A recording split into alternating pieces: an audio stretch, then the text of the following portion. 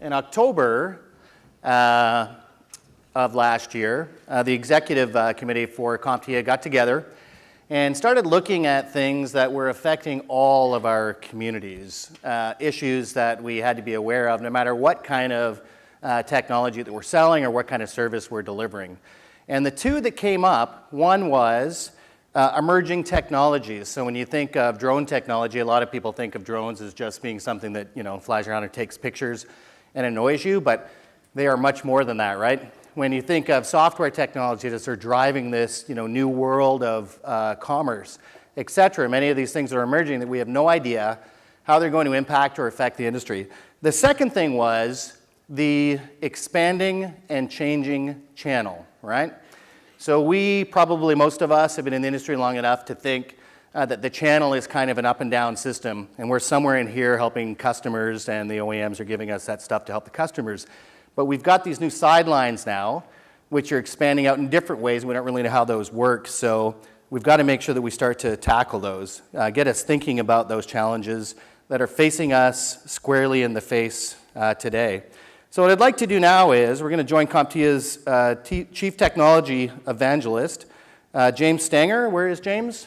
Right here. Hey, awesome. Round of applause for James. Yes.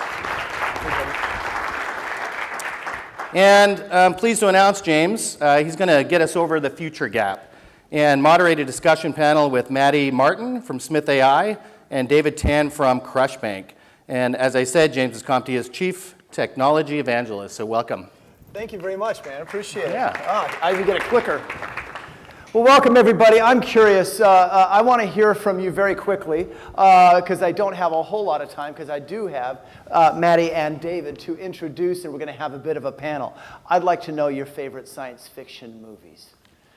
Name a science fiction movie that you particularly like.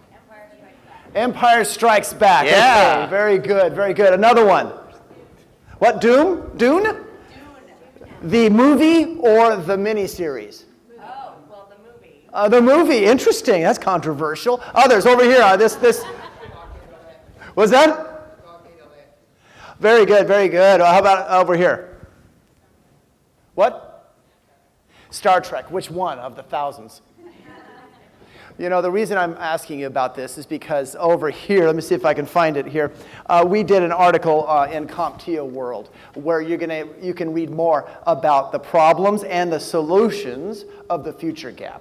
And this article talks about a lot of different movies, one of them being Blade Runner. Dan, where are you? Daniel? Stand up here real quick. I worked with Daniel on this future gap article, so take a close look at it here after hearing what Maddy and David have to say, but it was interesting. Daniel called me up this morning and said, hey, James, I just watched Blade Runner the other day. Does anybody realize what year, who's ever seen Blade Runner before, the original one? Do you guys realize what year that takes place in? Daniel pointed out it takes place in 2019. Are we there yet? Sorta. I think that's a great answer. Let's talk about some of the sortas, because we're going to be talking today about the future gap, and we'll be talking. And why don't you, David? Where are you? You're right over here. Stand up real quick. We'll do a soft introduction. David Tan from CrushBank, and Maddy. Why don't you stand up here? Maddy's going to be talking to us from Smith.ai, specifically about artificial intelligence. Thank you very much, you two. I'll bring you up here just shortly. In fact, I'll put you to work here because I think we're going to move the chairs over here so that we can actually, so everybody can see you.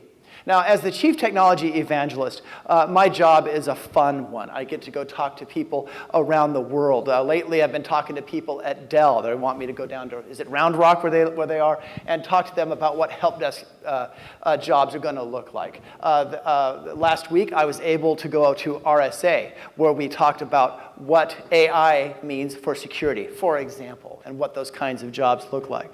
Has anybody ever noticed that the future is either way behind us, or, for example, with a lot of sci-fi, or it's always 3 to 5 years ahead? Anybody ever noticed that? There's this strange little gap that goes on. They talk about whatever groovy thing that they are talking about, and that groovy thing is always 3 to 5 years. And that's fine, that's fine. And if you also notice something else, when it comes to things like AI or drones or what have you ever noticed that as soon as it gets invented and is actually out there in the real world, the thought is, well, that's not really AI. Well, actually it is. So there are certain things being implemented. Now, in the interest of time, I want to kind of move on to a couple of things about the future gap because it's kind of insidious. It's something that sneaks in on us, and it has to do with the idea that, well, there are just certain things that we can't get to right now. But I think we can. And so David and Maddy are going to talk to us about ways that we can get there. But this future gap, it also drives other gaps.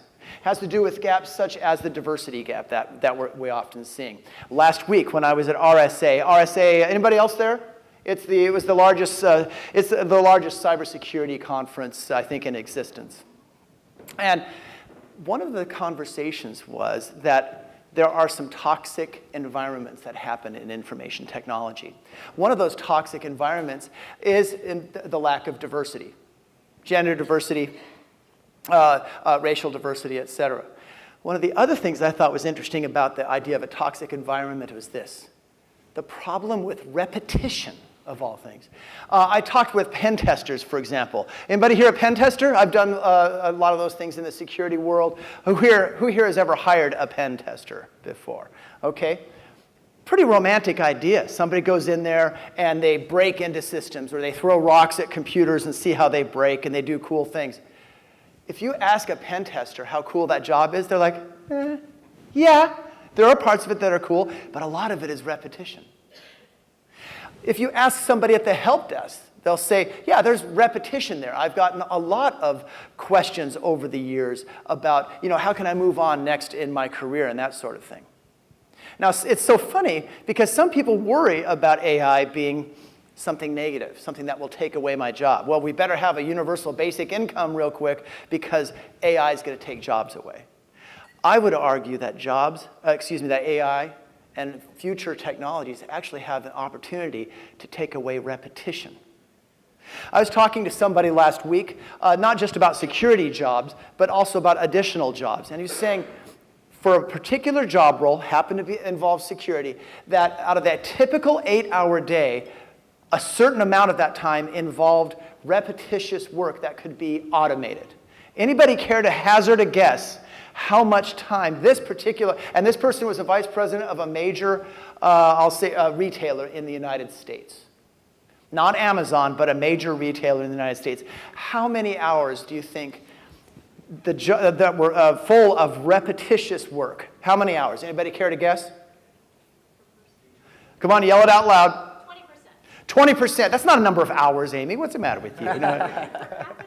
Okay, 20%. Okay. See, that's good. Give me some more. 80. How much? 80%. 80%? You're getting close. 7 hours, 17 minutes of work that this person felt was repetitious. Now, I didn't think that was particularly fair, but he said that he determined that 43 minutes of that person's day was truly something that was geared. He basically said that there's data gathering was 1/3 of the job, data analytics was the 2/3 of the job, and response was the final third. He said that it was basically 43 minutes in the middle, that the data gathering part is something that AI can handle. The idea is not so much that jobs will be taken away, it's the idea of force multiplication. So how can we get past these kinds of issues and past issues in IT that limit our thinking? Well, I think adopting of new technologies will do it. Some visions of the future I need to get going here because we all want to hear from Maddy and from David. But check out this picture here. Can you check out these pictures here? These were taken, I shouldn't say they were taken, these were created sometime in the past. What did they get right? What did they get wrong? Any ideas? Everything. Right or wrong? Yeah, it is both. It is both. I mean, first of all, notice we have a lot of flying. We have some flying cars and things here, Back to the Future kind of things here. The Blade Runner had flying cars. We don't have too much of those things here, Elon Musk aside. Now, how about this one? Lots of tunneling. This one here seems to go in the air. This one here seems to tunnel a lot, right? How about this one? What are the things that you're learning?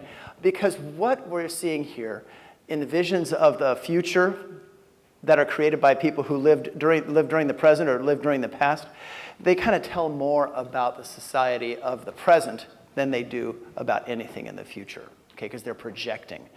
This one I kind of like here.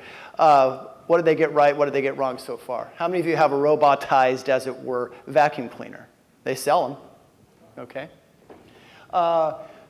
Some interesting things. I always like the gender politics of some of these things. Another one here. What they got right, what they got wrong. She's talking into a remote. You can do that today. Yeah. We've got something going on in the inner tubes here, don't we? Right? Looking at something visually or whatever like that. Once again, I think the gender politics are kind of interesting. What was that? We're shopping. I mean, we got, a vision of Amazon.com, don't we? Right? Something like that. The question becomes, folks, what is holding us back? There are obviously actual technical limitations that are holding us back. There are certain standards, I think, that a lot of the technology that we see today can be developed, I think, using RFC-type standards that created the internet. And by RFC standards, I'm talking about the things that created TCP and UDP and all that technical stuff. I'd like to see more of that. But I think there's a lot of fear out there about people getting replaced. To tell you a story, it was great. 3 weeks ago, I was talking to a security person. He goes, oh, help desk jobs, they'll just get automated. They'll script that. They'll use something out of Docker or something out of Kubernetes and replace that. It was funny. I was at a help desk conference, and guess what they said? Security jobs, they'll get replaced. So everybody else is getting replaced. And I've noticed, I don't think anybody's getting replaced. I think it's going to make much more opportunity for us. Think of the farmer back in 1912. If you told that farmer, he or she, that particular job skills that those particular job skills that they have, they're going to get replaced. They're going to get automated. Does that mean that they're going to be completely made redundant? No, not at all. It just means that there's different upskilling that's going to happen. So I think there's a bit of overselling that's happened. I think some people get a little bit of future fatigue here going in that they kind of get promised a certain amount of things, but then it doesn't come about. But don't worry about that. I think from a small business, medium business, and large business perspective, there's tremendous opportunity. And that opportunity, and we'll talk about it more with Maddy and David, is the idea of smart cities and what they can do. I was just in San Francisco last week. It was fun to see a trivial, in a sense, example of what they were able to do with the Bay Bridge and how pretty they were able to make it and do some certain things. I also noticed the monitoring that was going on. I saw the traffic cams, the webcams, talked to some people who are in charge of monitoring for the city of San Francisco there at RSA and some of the interesting things. So as I went and visited this home, anybody know what home this is? It's one of the houses, more famous houses for you deadheads out there. That is, what is it, 710 Haight? That's the Grateful Dead house. On my way there, I noticed that there were a lot of monitoring activities that were going on. I also took it via Uber. Now, a driver took me there, but I also went there using a lot of modern technologies that just a few years ago, frankly, were around but not practicable. They're now practicable. So from a perspective of really cool things that are available to us, right, there are certain steps that you can take. It's not just up to us to wait for this technology to be perfectly consumerized and packaged. It's up to us to do practice implementations, to do pilot projects, to study up on techniques, to actually document your businesses and your data streams. So you have a responsibility as well. So before you go out and hire that consultant, you have certain steps that you can take to rationalize your business and make it a candidate for the future. So I would argue that there are certain standards that people who develop emerging technologies need to follow. But from a business perspective, there are certain steps that you need to take as well. So let's go ahead and come on up here, Maddy, and come on up here, David. We're going to do a little panel talk here for the next about 15, I should say about a half an hour. Now, one of the things I'd like you to do, in fact, why don't you go ahead and let's move these here. Shall we move them over here? Is that better, folks? Or are you guys, are we good here? I think we're probably okay. Are we okay here? All right, Maddy says we're okay. That means we are. Okay. So, now, I'm terrible with names. Again, my name is James. I'm assuming you're Maddy. Just kidding. Yeah. Yeah. And I'm assuming that you are David. Yes, I am. Okay, so what I'd like you to do real quick here is introduce yourself, Maddy, and then David. Tell us, Maddy, about what you do over at Smith.ai. Sure. I'm Maddy Martin. I'm the head of growth and education for Smith.ai. We are a virtual receptionist service for live calls and web chat, primarily serving small businesses in the US. Thank you, Maddy. David? Thank you. So David Tan, I'm the Chief Technology Officer and co-founder of CrushBank. CrushBank is an AI help desk tool powered by IBM Watson that lets your help desk find answers and solve problems much more quickly and efficiently. Did you get your job because you beat Watson at chess? No chance, not at all. Okay, just curious. Sorry, I guess a dated example, but I can't help it but think about it. So let's talk about some of the things having to do specifically then with AI. And I think one of the first things I'd like to point out is there are microphones here, folks. And these microphones are here for you to stand up and ask any questions. So if there's anything that particularly interests you, or if we gloss over it, or if I should have stopped and asked for a qualification or anything, please stand up to that microphone or raise your hand, and I'd be happy to ignore you, happy to answer any questions. So one of the first questions I'd like to ask you two, let's focus in on AI just for a second, okay? We hear things such as AI. We hear about machine learning. We hear about deep learning. Now, I'm going to answer them. So what is the difference between those three? And I'll give you my answer. If you're talking about machine learning, that means you're going to be talking about specific programming languages, Python or Ruby. If you're talking about artificial intelligence, the programming language you're going to use is PowerPoint. Is that correct? I'm kidding. So what is the difference between, say, AI, machine learning, Sure. deep learning? So at the risk of turning this into an incredibly boring computer science discussion, I'll give a very basic overview. So the easiest way to think about it is kind of three concentric circles, with the big outer one being AI. Artificial intelligence, simply speaking, is any time you make a computer mimic human behavior. Anytime a computer does something smart, it's AI. The next circle inside of that would be machine learning. So machine learning is a subset of AI. All machine learning is AI, but not all AI is machine learning, so to speak. And machine learning is basically where you teach a computer to draw conclusions based on evidence, things like examples and ground truth. And you build models, machine learning models, that help inform decision making. Deep learning, being the innermost circle, is a subset of machine learning. And it's similar to machine learning in that you're training a computer to solve problems or find answers with examples and models. The difference is deep learning uses layers of networks called artificial neural networks. And the idea behind it is that in a machine learning model, the model gets better, but it requires some sort of interaction. So that interaction could be introducing new evidence or new examples, or it could be most commonly a feedback loop in an application, saying like, oh no, this is a good answer, this is not a good answer. In deep learning, the machine does that on its own. So it knows the examples or the answers it's pulling are good or not, and it kind of rates its own. So it's kind of mimicking human behavior in that it's learning on its own. Yeah, and I actually have an example around that. So for our receptionists, for example, they use a software to respond to web chats on small business websites. So let's say that we have, which we do, a real-time English-Spanish translation, which is a neural network AI-powered software, but it allows us to have an English-speaking receptionist speak to a Spanish-speaking web visitor in real time with the translation happening on each side. So if I speak Spanish and I type in my question, and then, sorry for hitting my mic, and then David is an English-speaking receptionist, he actually can provide his responses in English, and the web visitor sees them in Spanish. Now, those may not be totally perfect, but what we see is that they provide a fluid conversation, so they're perfect enough. And if David sees that his translation, maybe he knows a little Spanish, is not quite right, he can actually inform and change and edit that translation, which then would inform, okay, this is a phrase that's commonly being revised. The software can then take that into consideration for revising future responses with that input. How many customers are using, well, you don't have to give me how many customers, but you have customers using that right now. Yes. Okay. Very interesting Like because. an immigration law firm, for example. Say it again, which one? An immigration law firm. Okay, so using that. Oh, this is fantastic.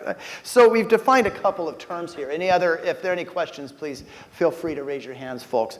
You know, we've seen some technology take quite a while. We've been seeing AI happening. And again, I think there are some really exciting things happening here. But are there some reasons why certain emerging technologies, whether it be AI or drones or what have you, aren't being implemented as quickly? What are some, from your seats, some specific reasons?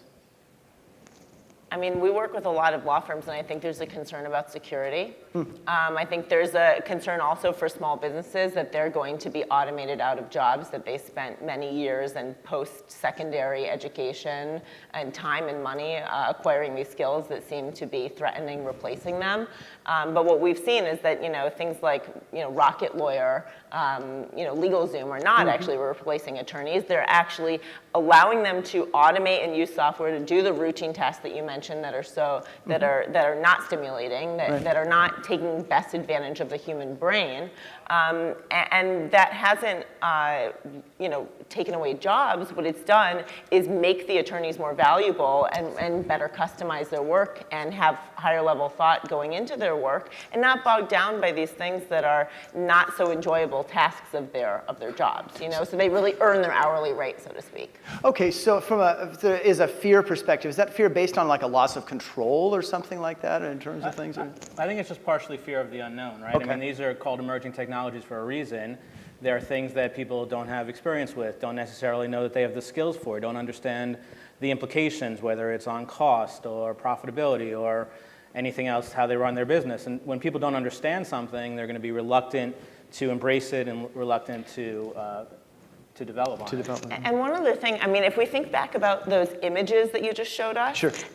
the first thing that came to me was how burdensome and heavy and onerous it felt. Like everything, the theme across all of those images was like deep, heavy infrastructure and all these tunnels, and it was very weighty. And Humans seem to be very tertiary. I mean, they were buried in it, right? They were buried in it, right? And there were bridges and overpasses where there don't even need to be anymore, right? Because like that infrastructure is old mindset applying to like new technology. But I think that if we have been shown all of those images and we watch the Jetsons and we see all this heavy, weighty technology for so long, and then we try and think about how it's going to actually play out in real life, the fact is that there is nothing more lightweight than this technology. And that brings ease of access, and we see really reduced costs because there are not these material inputs that we think when we see heavy infrastructure.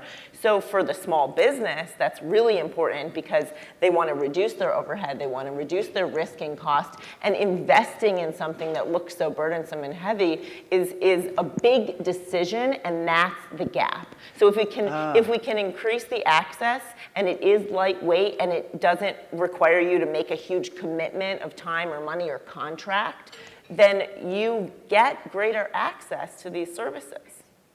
So there is preparatory work that that folks can do to make themselves more available to emerging technologies. Is that fair enough to say? Mm-hmm. Right. David, what are some thoughts about making AI more, making businesses safe for AI or AI safe for businesses? So what's interesting is that I think that people just don't realize or understand some of the places that AI is actually being used today. So you touched on science fiction, and I know that's sort of one of the underlying themes here. As soon as I talk to anyone about what we're doing, their first question is, oh, is that Skynet, right? Is this Terminator? Is the machine going to become awake? Is it going to solve my end user's issues on its own? But people don't realize that that's really not what we're dealing with here. We're talking incremental progress. So there's AI. Everyone here interacts with it every day, whether they realize it or not. Whether it's, I think the stat I saw is that 80% of chats, online chats, start with some sort of AI on the other side. One of my favorites is I'm a big fantasy football fan. I've been playing for years, and I happen to use CBS Sports, and every week I get this really elaborate, detailed write-up of how my team did compared to the other teams in my league. There's not a human writing those stories for 12 teams in 1 million leagues on CBS Sports, but they look like it. You'd never know. They're all built by just some machine. So I think if people realized where they're interacting with AI today, they would be more willing to embrace it and sort of the benefits it can bring to their business. Another example, I suppose, is about 2 weeks ago, got a phone call that my credit card had been stolen yet again. I mean, it happens, I think, a lot to us. And when I asked a few questions about that, it really came down to we have a bit of AI that looks for patterns. It found something goofy, and in fact, it did find something goofy. So there's another example. Yeah. Speaking of goofy, though, when I was in my Uber from Chicago Midway here, guess what happened to me? I got into a school unloading zone, like cone limited, funneled into a 30-car backup, like parents dropping their kids off for school. Cute. And that's an example, I think, of there's still that human interaction to make the decision, not to just follow the Uber directions into the loading zone. I ran into a similar thing. The driver followed, the fastest route. It happened to be a toll route. The driver didn't have an automatic pass or anything like that. And it turns around and asks the two of us, "Hey, do you have any coins?" And I'm like, "No, I don't have. I'm sorry, I have no coins." We sat there for about 10 minutes until they finally let us go. There's still decision-making and awareness that's a component. Yeah. But isn't that kind of the fallacy, though, of AI? Like, if I use Waze religiously, and I blindly trust the machine. But if you don't, then and you doubt the capabilities of the AI, then you're going to end up in situations like that. You mean if you second guess it? Yeah. Interesting. Like if I'm driving to the airport and I think I'm late for a flight, and it says to get off here in some place that looks really weird, and I don't get off, I end up sitting in some unusual traffic that I normally wouldn't get in. So. Again, it comes down to people, it's a level of trust. Like, do you trust the machine? Do you trust the AI is going to give you the right information? Now, in that case, maybe the driver wasn't using it, or maybe he just didn't trust it, or maybe he just didn't care. He was 100% trusting it. He said, "I've never been down the street before," and it's like, well, here's why. It's just for the school. No, I just find that fascinating because I'll use an analog example. There was a family that got themselves stranded out in the middle of nowhere, not because they followed AI, but because they followed the best route from their GPS. Now, I realize that's two different things. Sure. And one ended up dead, right? They were in the wilderness down in southern Oregon. But the reason I bring that up is what are some of the misunderstandings that a lot of folks seem to have, or the media even, or customers have about AI and its capabilities? What are some misunderstandings that could be, that you'd like to bring out and tease out here? So again, I think it's partially kind of that vision of science fiction that people think that machines are aware and that they think. I mean, at the end of the day, these are all just trained models, that there is a human on the other side providing the training, providing the learning. I don't know that people necessarily realize that. The computers don't make decisions. They inform decisions based on the data that they have at hand. And that's also why I think people don't realize that there's so much use of these technologies today, because they just, they see something in Minority Report in a movie 20 years ago, 15 years ago, and that's what they expect it to be. We don't get there overnight. It's kind of bit by bit.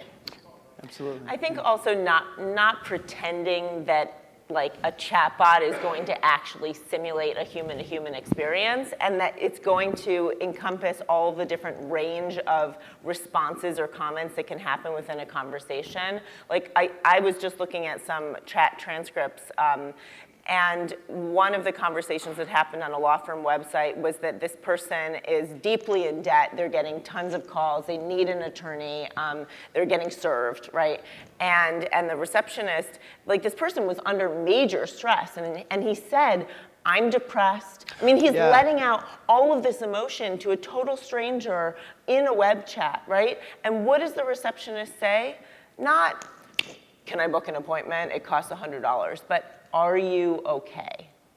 So I think that there's still a really important sentiment and compassion and emotional component with some of these conversational AI tools that is not going to replace, and we don't want to say that it can replace, the human element and the importance of those interactions still, because we're still all living in this world, and we still understand that like the chatbot is not going to have the awareness, that self-awareness, that human-to-human awareness, of what does this person need to hear right now Right. that doesn't follow a script. But what's interesting is the AI, I think, would take care of some of the more mundane. Okay, we can tell what needs to happen, but that allows an opportunity for the human element to come out. To have that higher level Right. thinking and to access those emotions and sentiments that only happen when your basic needs are met, right? Like that's the hierarchy of needs. Like people don't get PhDs if they're worried about where their next paycheck is going to come from. It's the same thing with I like did. Sorry, I'm kidding. No, you're Most absolutely people. right. No, you're absolutely right. So it's the same thing with like when the basic functioning is covered, it allows you to tap into the higher level functioning, which is much more satisfying also for employees. So there's basically a customer sat opportunity here. I mean, And an I'm employee- boiling it down. And an employee sat opportunity. And Interesting. upskilling. Well, Yeah. one comment I would make, and I would agree 100% that these chatbots, for example, are nowhere near simulating human interaction, human conversation. They're scripted, they're programmed. But a smart chatbot or a smart AI would have been able to see, oh, this is a person that has issues that I am not capable of dealing with. Let me get a human on the phone. Let me have someone call this person back. Let me move this to another level of interaction, a different plane of communication. It's a better because triage. I'm not capable of it. Right, or I'm not an attorney. Well, too, that's it, right? yeah. But so the whole idea isn't that these things, when I say these things, chatbots, what have you, they're not out to create deep fakes here, right? They're not out to fake anybody out. They're just out to help folks Well, out. sometimes they are. I mean, there are people that Okay. hide the fact that you're talking with a chat, with some sort of a non-human. Okay. So I just last night I actually watched. I don't know if anyone's seen the show Last Week Tonight with John Oliver. And this week the story happened to be about robocalling, and it was really interesting. But he got to a point where he got someone that kind of interacted with an AI robocaller on the other end, and basically there was a journalist or something tried to get the machine to admit they were a machine. And he kept saying, "Are you am I talking to a bot? Am I talking to a robot?" And the AI on the other side just kept saying, "No, I'm a human being." And then it had some weird, uncomfortable laugh. But it said, "Okay." And that's what it was Part of the programmed to program? do. Yeah. And then he said, "Okay, if you're a human being, just say I'm not a robot." And it kept saying, "I'm a human being, ha ha ha." And so they were trying to, very unsuccessfully trying to hide it. But I don't think that people always are that upfront about the fact that you're not talking to a human. Somehow that just reminds me of, what's that show? Suddenly I can't remember it. Let's see, The Good Place. Anybody know The Good Place? What was her name, the assistant? I always forget her name. Oh, yeah, Megan? Janet, Yeah. right? Janet, how she comes in and, becomes more human over time. I think that's a really nice example. Yeah. Let me ask you this when it comes to, you already gave an example of meaningful work that AI is able to do, the instant translation. What are some additional examples that you can come up with of what AI has been able to do for businesses small and large? I mean, you mentioned the one about your credit card. I know Amex, I think I read, runs about 10 million transactions a year, $1 trillion through some sort of fraud detection engine. So I think it's pretty impressive what financial institutions are able to do. I'm a big fan of the work being done in healthcare, right? In China, they trained a visual learning model to read something like 1.4 trillion X-rays, and it's significantly better at picking up anomalies on X-rays that are early detectors of some health-related issues. So healthcare is a really big field. I mentioned, things like writing and media, things are being done. I happen to know a company that did work. I don't know if the work's public. So I won't mention the company, but it's a large distributor that a lot of us do business with. They hired a company I know to build a fraud detection platform where it could evaluate incoming orders, determine if they're fraudulent or not, cancel orders on the fly. So I think that those are obviously more larger company examples, but I think there's some really amazing stuff being done. Also, product recommendations and things like that. We were having a bit of a laugh about that yesterday, where you don't necessarily want to see all your product recommendations, like in channels where you're sharing with other people. So the example that I gave is I have an anniversary coming up with my boyfriend, and let's say I want to buy him a gift. I'm going to search for a gift online, right? I mean, that's a given at this point. So I was thinking, if I'm getting retargeting ads for these gifts, and I'm showing him, oh, hey, check out this website or this person's Facebook page or this group. I mean, I could have an ad that appears that shows the gift to him, and he's wondering, why are you looking at, I don't know, something for a Ford Mustang? Yeah. Yeah. It's like, oh, it's just a coincidence. How many of you over the last year, I'll ask the folks here, have ever wondered if your phone is listening to you? I get that question a lot, actually. Are our phones listening to us? The answer, I suppose, is... no, absolutely not. Your phones are not listening to you, but the social networks... I'm going to put my tinfoil hat away now. The social networks you interact with know so much about you that they don't even need to listen to you, to be honest. Okay. So Facebook has something, their database has 10,000 points of data on every one of their users, and they know who you interact with and who they interact with. And you don't need to go that many circles out to know everything you need to know about someone to target ads. And it can be disconcerting, can it, when suddenly something hits so quickly and so hard. It's like, wow, how did they know this? Well, it can be very empowering, too. I mean, for example, your Google searches and your grocery orders through Instacart or whatever it is, you know, or Amazon, you know, now they're getting into that. There's a really cool thing that happens where if we know the food that you're eating and also the medicine that you're taking, or there could be certain precautions if you're looking at certain things that cannot be used together. You're on blood thinners, so you shouldn't eat this. You're ordering too much mac and cheese, like here's some, here are some recommendations to keep your cholesterol lower because this poses major health risks. Like actually those proactive recommendations and even ways to incorporate them into your lifestyle, which you probably know about too, like that's very empowering because the research and the overhead personally of like trying to think about how to change your lifestyle is overwhelming. So taking away some of that decision making and saying this is data backed and this is what we recommend that's tailored to you It's personalized is very empowering and it makes it more accessible. So it kind of takes some of these burdens away from, so it's interesting. So it's very much lifestyle. It makes it more realistic to actually put them in place if you don't have so much legwork to do to figure everything out on your own. Makes you wonder, I mean, it does make you wonder, you know, what small, large businesses can do to leverage that technology for their own products. So what are some of the, so first of all, any questions so far? Yes, yeah, you have to stand up or yell really loud. Yell really loud. So actually, my question, I wanted to go back to something that you guys talked about, removing repetition from work. Yeah. And so I guess my question is more just looking at that from a social impact, because academically, you say, oh yeah, I want to remove all the repetitive tasks of my job, like scheduling calendar, calendaring, that's a nightmare, right? But I kind of feel like, you know, if there's broader impacts to that, so I wanted to get your opinion on this. You know, as we think of like, you know, young people coming into the workforce or like how we learn, we're taught from the time that you're really little that repetition is how you learn stuff. So you actually, if you think about it, you're never going to get to those higher level functions in your career if you didn't go slog through all that repetitious work in the beginning to create that foundation of knowledge that allows you to kind of do the creative stuff up here. So I'm not so sure it's such a good thing if we remove all the repetition from the work. Great question. Just for those of you listening on Facebook, what about the idea that as AI comes in or anything comes in, eliminates repetitious work? Is it possible that there are entry-level jobs that as they're eliminated, that takes away an opportunity for people to learn initial things? To learn something else that's more advanced.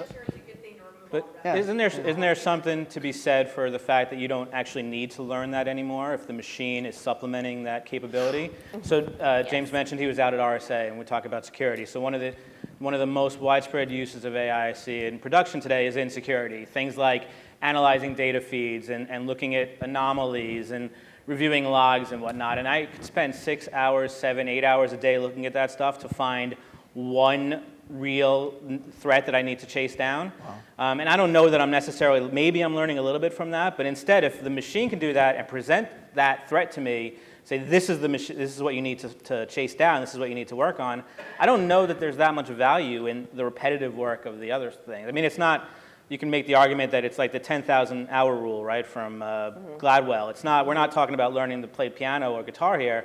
This is, you know, the foundation of work that's just mundane and unnecessary that you can really just empower people to do the job better. And it's come to the point where you're not learning anymore. I think that's kind of what you're talking about. You hit a certain threshold where you're past the point of the total maximum learning you're going to get out of it, or up to a certain threshold, right? And then one example I would say, like from my perspective, is let's say the receptionists are answering the same question again and again. Even people who are coming to our website, like, do you do this as a receptionist service? Well, maybe then we create a help doc as a resource with all the answers that we're routinely answering all the time. And in terms of upskilling, the receptionist has the ability to program the automatic response to link to this help doc. Like, you actually have the ability to not have a computer science degree right now, but to leverage software, be a receptionist who has excellent soft skills, let's say, but also be a junior programmer and to say, like, I'm taking in all this information and I'm going to create, based on the data, this help doc that eliminates that like routine communication because I've been thumbs-upping this response like as the correct one for so long and I customize it this way every time. I'm going to take that, build it into the infrastructure as an automatic response and take it off my plate as one more decision I don't have to make. I was talking to folks at Dell, and they were talking about their help desk folks and what they might be turning into in the next 3 to 5 years. They actually said that phrase. But this idea that help desk folks, for example, if they are supporting a particular company, they know more about that company than any consultant would. It'd take them months. And so why not find ways to have those help desk folks input data and insights that could then be crunched and turned into information. There were other questions here that I think I was ignoring over here. Sir, why don't you stand up and grab a microphone? We have people online who want to hear the questions as well. So, I have stereo microphones, I guess. yeah. I'd like to yank you back to earlier point in the conversation where you were talking about the Skynet example. And press on that a little bit. One is for two things. One is Moore's law is still in effect. Who'd have thunk it'd still be in effect, exponentially growing all this amount of change. We're way beyond Moore's law now. So okay, but Yeah. the point is your point about incremental change. So that x-axis in time is linear, but the y-axis is logarithmic, so it's exponentially increasing in terms of the rate of change. So even though you're going along a bit at a time, now 25 years later since Moore's law was invented, we're going straight up. The second thing is that these huge change potential things have moral and ethical elements associated with them that the humankind has great difficulty struggling with. And just to look backwards now and cite an example, just again to press against the point you were making, or oversimplifying from my point of view, is not too long ago we were talking about mapping the human genome. That's done, right? And we all said back then, or not we all, many people said back then that there are bright lines that we would never cross, one of which is genetically engineering the human fetus. That headline's been written now. So I'd like your reaction to that, to go back to that point. So it's along the lines of Terminator versus somebody helping versus Janet, right? So I mean, maybe I'm being naive, but I don't foresee a future where machines are ever aware, right? I think that machines will be smarter. They will do a much better job of simulating human behavior, but they'll never, at the end of the day, they're still a machine that can be turned off, and they'll have limitations. One thing that's interesting, though, you talk about Moore's law and accelerating this. About a month ago, I was out at IBM's conference, and they're obviously a huge player in the AI space. And they're building AI to train AI models. So once you start kind of using the AI to then train the AI, then you start to see things expand exponentially. So I do think we'll see very rapid acceleration. I don't want to use the 3 to 5 years because that's already been shot down. But I do think we'll start to see very rapid acceleration in the pace of this. But again, I just, to Maddy's point, it's never going to be a person. There's always going to be those limitations. You can't simulate the way a human brain works. It's, will we ever get there with quantum computing? Who knows? I don't think it'll be in my lifetime, so I'm not particularly worried about it. I think it's a little bit, again, sci-fi. And as far as the kind of moral and ethical quandaries, certainly any new technology causes potential moral and ethical quandaries, right? I mean, one of the biggest things that we're fighting against in machine learning and deep learning is engineering out biases, right? Because if these models are trained by people, and people have biases, it's only natural that the biases are going to make their way into the models, into these deep learning networks. So it's obviously a real problem that some very large companies are trying to find ways to work around.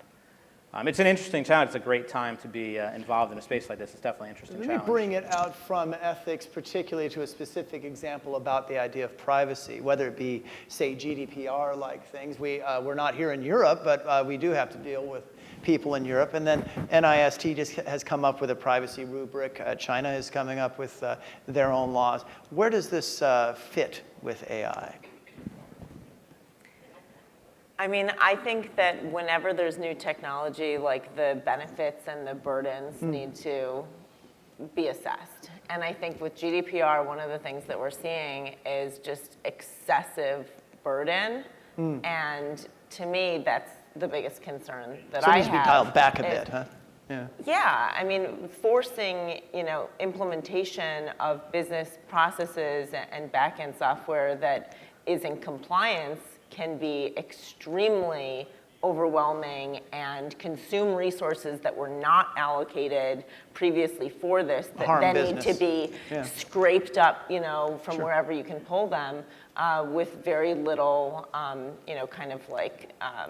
foreseeing of that budget that needs to be allocated to technology. It's one thing to say, like, oh, adopt this if you are interested in it. It's another thing to impose the adoption of processes that are very time and cost heavy, especially for the small business owner. I think we need to find a way to make all of this work within the constraints of things like GDPR and the NIST standards and whatnot, because at the end of the day, this is all data-driven, right? None of this was possible until the growth of big data and all of the content out there. So we talked about GDPR. If you are required to pull customer data out of your model, does that model then become flawed, and how do you deal with that? So I think we need to find like a delicate balance of how we can keep that data, secure that data. Obviously, that's critical. But anonymize the data or redact it, whatever the case may be. I think use AI to do it, as it were. Let me let's see. We have like one more minute, I think. And there's a question. Where is it? Right there. Oh, sorry. Behind the mic. Please stand up and have at you. Thank you. David, going back to when you and Evan started CrushBank, before that, you ran a company that was very much like the companies a lot of our members work for now. I'd like to learn more about how you approached crossing the chasm from being an integrator to being an AI developer. Sure. So for those of you that don't know what Howard's talking about, I ran an MSP, technically still own it, for 25 years. I wasn't an MSP all that time, but we started that company back in 1993. Real quick, back in 2015, we saw an opportunity with IBM opening up their technology, their APIs, to partners, and we jumped on it because we felt there was a real need, right? We felt things like the skills crunch, the talent gap, the customer intimacy, large companies trying to come down into our space and take our customers, and we needed to find ways around that, and our solution was this AI engine that would help make my engineers more efficient, more powerful, know the customers better. I'm fortunate in that my background is in app dev, so I'm a programmer by nature, but I really just immersed myself in the technology that's out there, got my hands dirty, started playing with it, and what's critical, and we talked a little about this yesterday, we haven't mentioned it, what's critical is you need to start embracing those things, those tools internally in your organization. You can never start to sell these things or support them or manage them if you don't run them internally. So again, for us, it was building an overly simplistic model of what CrushBank eventually became to use inside of our MSP. Maybe it's embracing some sort of an AI chatbot for your own help desk. I think that would be the first takeaway, the first thing I do when you go back to your offices Thursday is to say, what can I do internally to kind of wrap my head around this? What can I run inside my organization? And by the way, I will tell you that is a great marketing tool also. We blast to the entire world that our help desk is powered by Watson, and it couldn't be received any better. So I think that would be my biggest suggestion, my biggest takeaway to get started on this journey.